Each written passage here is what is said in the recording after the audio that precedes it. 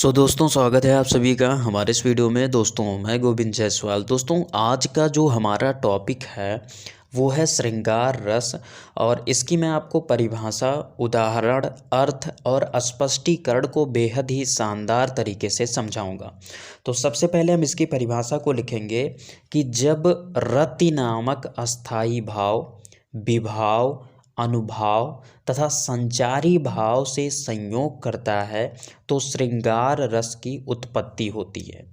अब इसका मतलब समझिए दोस्तों, इसका मतलब क्या है कि नायक और नायिका के मिलने पर उनके मन में उत्पन्न प्रेम की भावना, जिसको हम रति बोलते हैं, ठीक, यही जो रति नामक अस्थाई भाव है, यही जब विभाव, अनुभाव और संचारी भाव से संयोग करता है तो श्रृंगार रस की उत्पत्ति होती है। अब आपके मन में तीन शब्द आया होगा, विभाव, अनुभाव और संचारी भाव। इसका अर्थ क्या है ये आप नहीं जानते हैं। तो जब मैं अभी उदाहरण देकर स्पष्टीकरण को समझाऊंगा तब मैं इन तीनों शब्दं का अर्थ बेहद ही शानदार तरीके से समझाऊंगा। तो आप अब उदाहरण को लिखेंगे कि मेरे तो गिरधर गोपाल दूसरो न कोई, जाके सिर मोर मुकुट मेरो पति सोई। ठीक, ये जो दो लाइन है ये आपका हो गया उदाहरण। ये जो उदाहरण है ये मीराबाई कहती हैं, श्री कृष्ण के बारे में ये कहती हैं।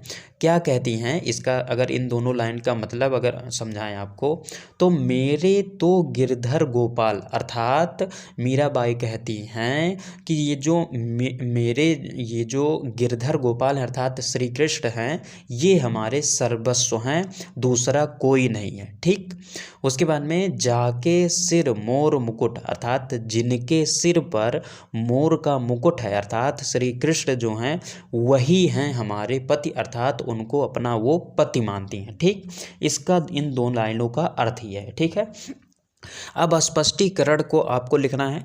स्पष्टीकरण में आपको 4 पॉइंट लिखना अति आवश्यक है।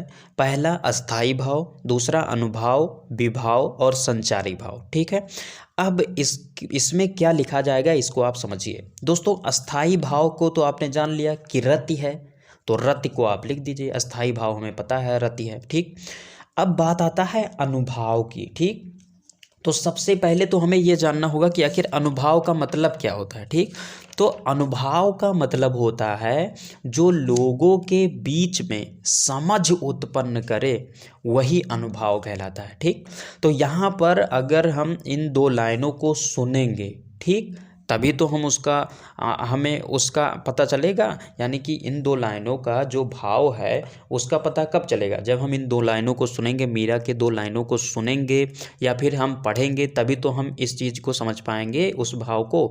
तो कुल मिलाकर यहाँ पर जो हमारा अनुभाव है इसमें आप लिख सकते हैं अवलोकन, अर्थात मीराबाई द्वारा कही गई बातों का जब हम अवलोकन करते हैं तब हमें हमारा जो इसका भाव है वो समझ में आता है, अर्थात अनुभाव हमने लिख लिया, जिसका मतलब क्या था, जो लोगों के बीच समझ उत्पन्न करे।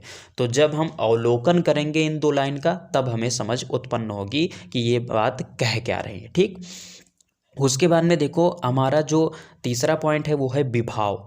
तो विभाव का जो मतलब होता है वो होता है जिनके कारण भाव जागता है। ठीक, तो किनके कारण भाव जागता है, भाव जागता है नायिका की चेष्टाओं के कारण। ठीक, अर्थात मीराबाई की चेष्टाओं, इच्छाओं के कारण। ये मतलब क्या है कि जो इन दो लाइनों में मीराबाई इच्छा जाहिर करती हैं कि ये जो श्री कृष्ण हैं उनको वो अपना सर्वस्व मानती हैं। ठीक, तो यहाँ पर विभाव क्या हो जाएगा आपका, नायिका की चेष्टाएं, अर्थात मीराबाई की चेष्टाएं। तो ये आपका हो गया विभाव। उसके बाद में संचारी भाव में आप लिखेंगे जुगुप्सा, अभिलाषा, अर्थात मीराबाई की जो अभिलाषाएं हैं, जुगुप्साएं हैं, वो चीज़ आपकी हो जाएगी ये संचारी भाव। तो ये आपका हो गया श्रृंगार रस। आई होप कि चीज़ें समझ में आई होंगी।